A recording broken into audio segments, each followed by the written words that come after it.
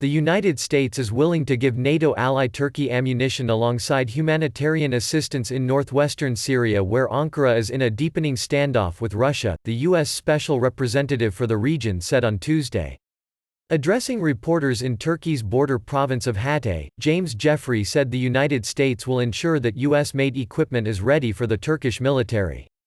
The U.S. ambassador to Turkey, David Satterfield, said at the same briefing that Washington is examining a request for air defenses. The supportive words come as fighting intensified across the border in Syria's Idlib region, where Turkey and allied rebels are battling Russia-backed Syrian government forces. Nearly 1 million people have been displaced there in recent months.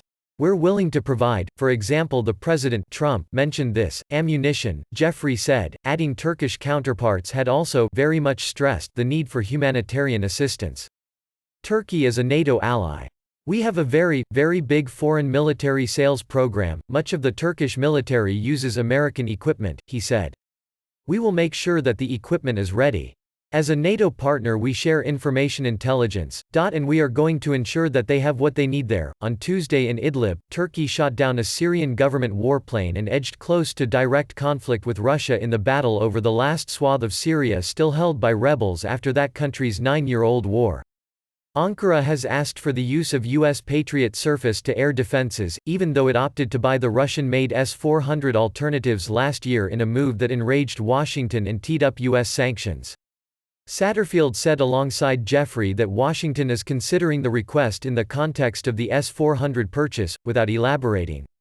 The United States said separately on Tuesday it would send $108 million in humanitarian aid to people in Syria.